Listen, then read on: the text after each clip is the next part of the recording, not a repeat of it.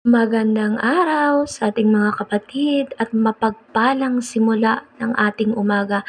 Andito na naman tayo sa Tagaytay.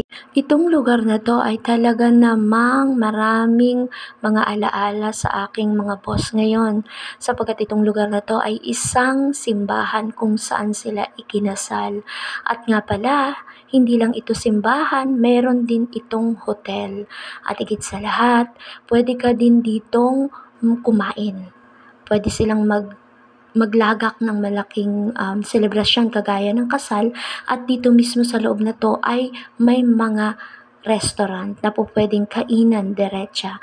At paglabas mo nga dyan sa mga pintuan na yan na gawa sa salamin ay makikita nyo agad at bubungad agad ang iba't ibang klaseng hayop.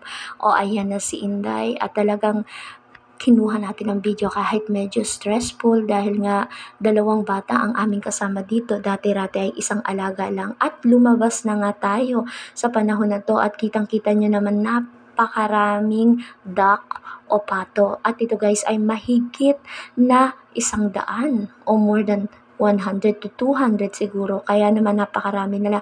At kung titingnan nyo guys, yung ating weather ay talaga namang shaded ng clouds o ng mga ulap ang ating kalangitan. At kahit guys mainit ha, at talaga namang napakalamig dito. Sobrang lamig. Kaya nga nagdala kami ng jacket, hindi ko lang isinuot kasi kaya nga ako pumunta o sumama sa Tagaytay upang maramdaman ko ang lamig na sinasabi nila.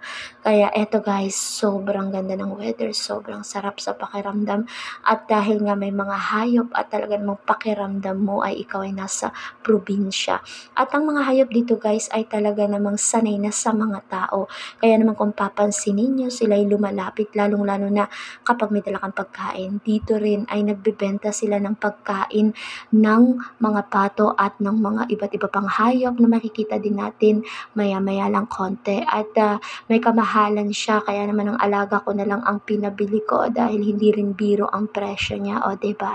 At ginawan nga rin pala nila ang mga pato na to, mga duck na to, ng isang man-made fish pond. Ay, sorry, man-made pond. Kasi while I'm looking at it, wala naman akong nakitang any fish. So, pond lang talaga siya para sa mga duck at goose, dahil nga gustong-gusto ng mga pato at ng mga goose na to na talaga namang magtampisaw sa tubig, lalong-lalo na ngayong summer, at talagang kinaugalian na yan ng mga hayop na ito na laging nasa tubig. Pero kapag nagugutom yan sila, may kanya-kanya silang diskarte kung paano makahanap ng kanilang makakain. Mostly, hindi nawawalan ng mga turista dito, kaya naman maraming nagpipid o nagpapakain sa kanila. At dito nga sa sinundan nating ito ay pumasok din tayo sa isang puro turquoise o tortoise. I'm not sure. Paki-correct naman ako. Please comment down below kung ano ba to. Wala kasi nito sa amin sa Rizal. At ito guys ay nagulat ako kasi ang akala ko isa siyang klase ng tortoise o turquoise na snap, yung nangangagat, but hindi, napaka-gentle nila.